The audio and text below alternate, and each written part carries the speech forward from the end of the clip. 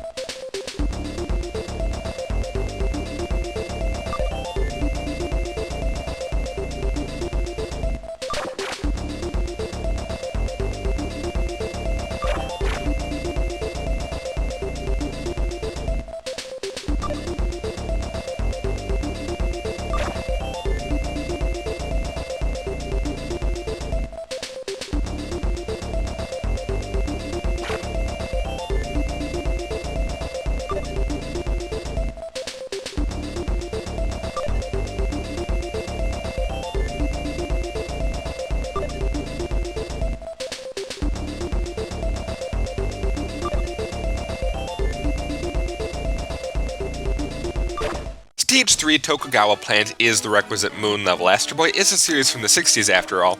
And because we're on the moon, in addition to the fact that the artificial gravity device is conveniently broken, we're gonna get some gravity-based fighting. This means that Astro's slowly and gracefully gonna fall down every time you jump, and it also means that the enemies are just gonna kinda awkwardly stand there in midair as we beat their faces in. It also allows us to have an immediate hidden character. I found this my first time through, but always be careful to check places you might not think, because, you never know when you might find a carbon copy of yourself hidden within a wall somewhere.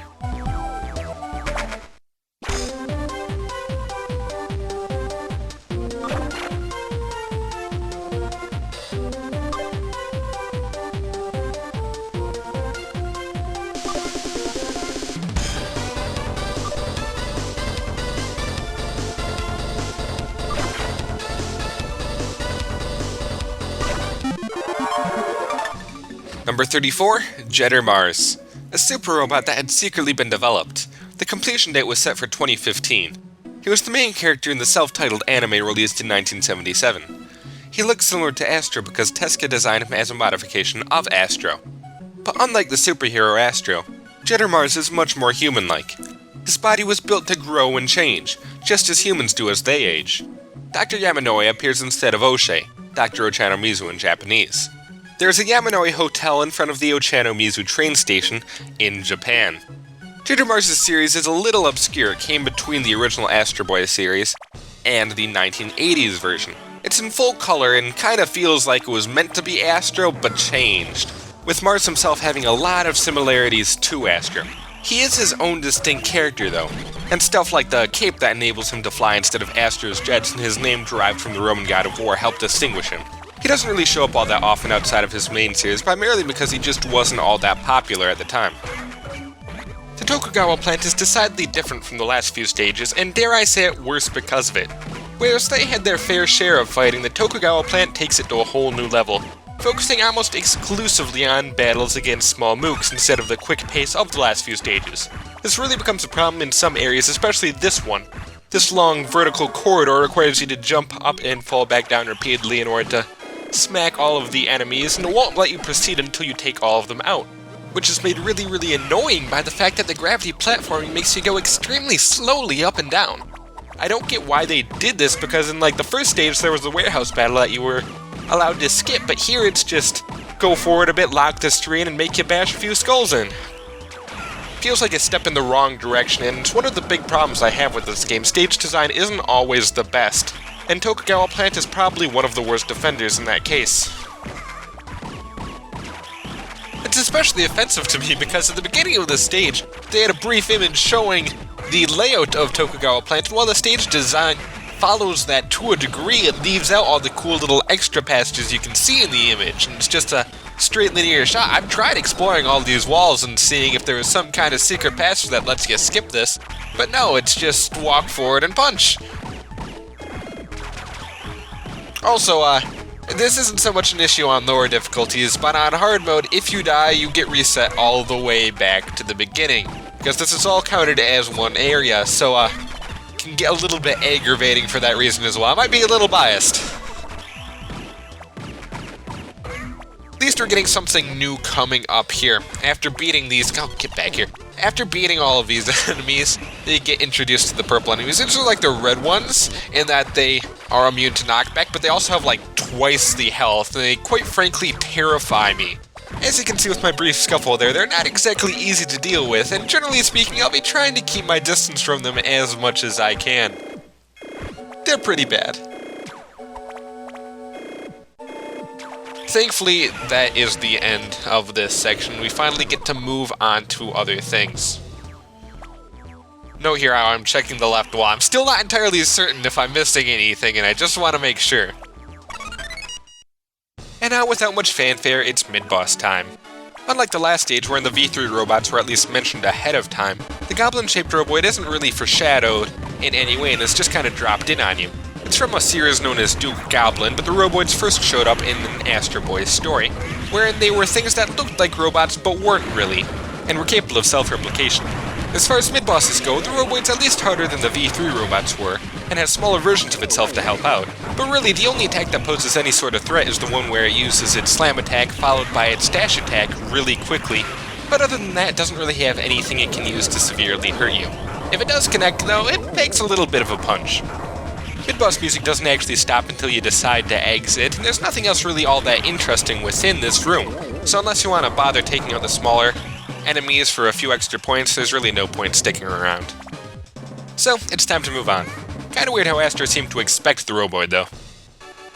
Like the last level, we're getting another nudge upgrade your sensors place.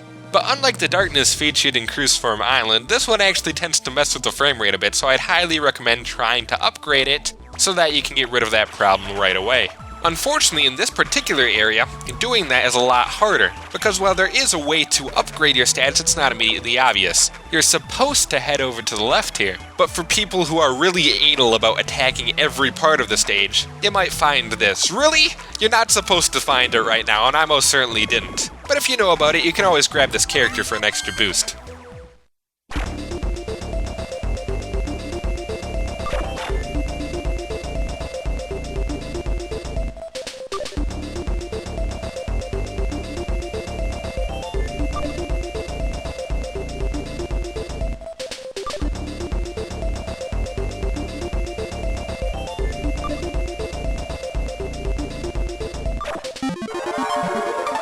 Number 35, Full Moon.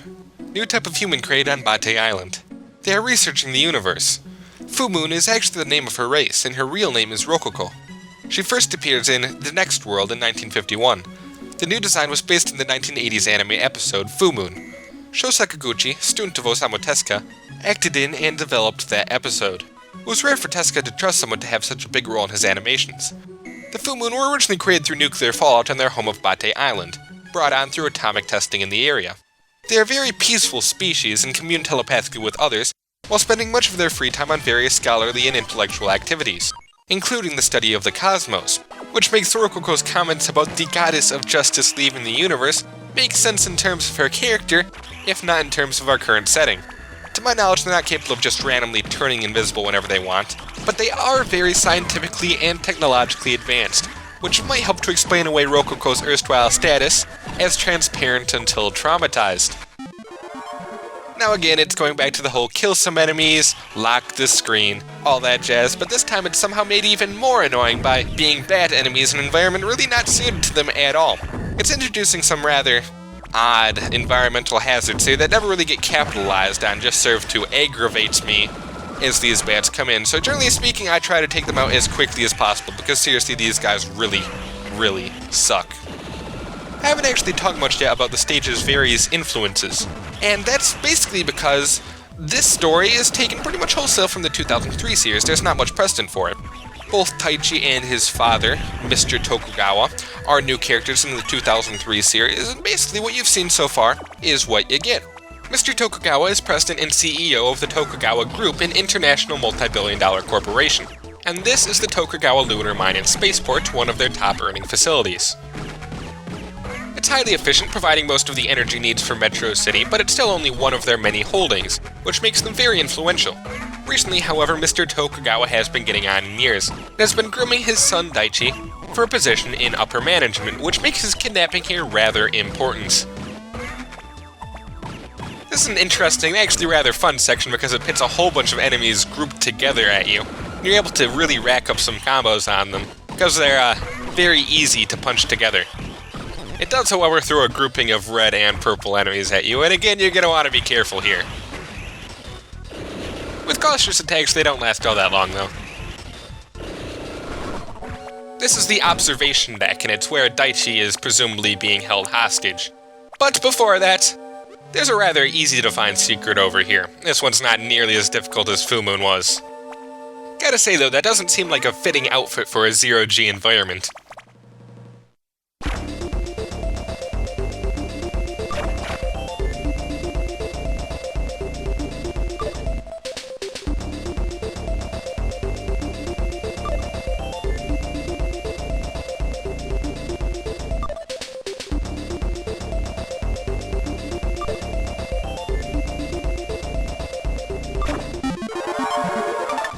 Number 36, Hecate.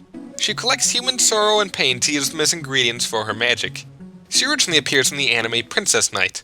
Her personality and design are very different between the comic and the anime. Her personality changed from a very tomboyish girl to a very introverted girl. This Hecate is based on the Princess Knight that appeared in Nakayoshi. Hecate is pronounced Hecate in Greek. Hecate is the Greek goddess of darkness. Hecate is a supporting antagonist of sorts within Princess Knight, being the daughter of an evil witch, but she is not really at all evil herself. She is just independent and free-spirited, and in fact helps the protagonist out quite a bit. She's known for her transformative magic, becoming various things such as cats, goats, and mushrooms, and is also capable of casting fireballs and flying all around. Typical witchy stuff. She's most certainly not a bad person, though. And here's Daichi. Stage complete.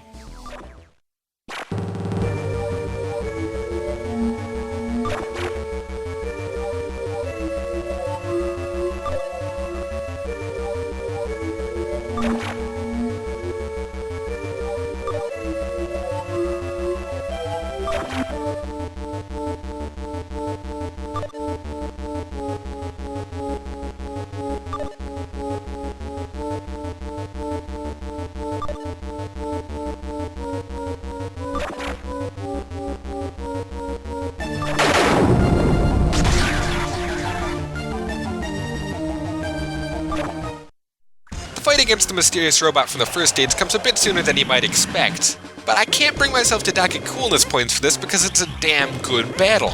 It's fast-paced, exhilarating, has an excellent boss theme, and even scores points in mystery because it seems that Atlas has the same kind of moves that we do. He uses EX dashes and arm cannons of his own, and his versions are actually significantly powered up. His EX dash is capable of chaining into itself rapidly, and actually gets continuously more ferocious as Atlas takes more and more damage. And his arm cannon is absolutely massive and covers over half the screen. It can be very hard to dodge him, and it's really fun to go around and trade blows with him, especially inside of this amazing arena. With good maneuvering though, it's not too hard to take him out initially.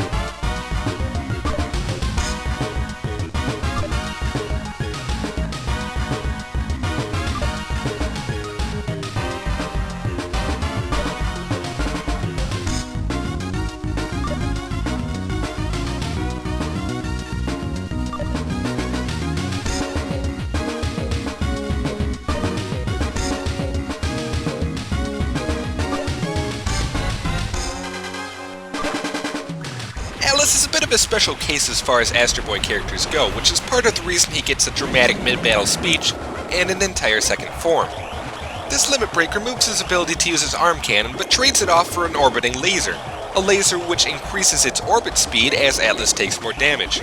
And paired with his EX dash attack, it becomes a legitimate challenge to dodge Atlas's fast movements, and it's a challenge I really appreciate.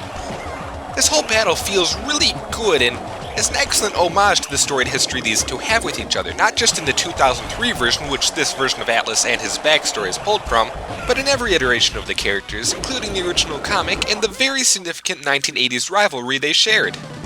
This certainly won't be the last we're seeing of him though, so don't worry yourself too much about it.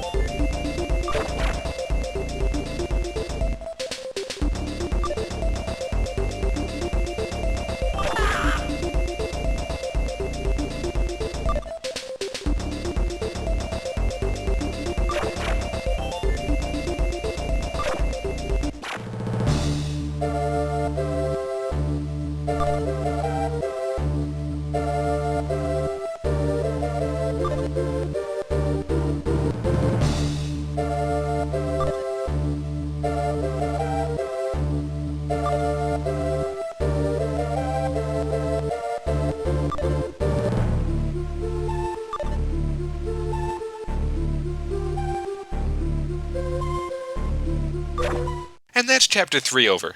Whereas the stage itself isn't amazing, the boss battle at the end absolutely justifies it in my eyes, and it also introduces the first little glimpse of where the game starts to deviate from pre-trodden ground in old Astro Boy stories to create its own identity. It's one of the best things about this game, and I'm really looking forward to getting more into it. Until then though, I'll see you next time. Thanks for watching.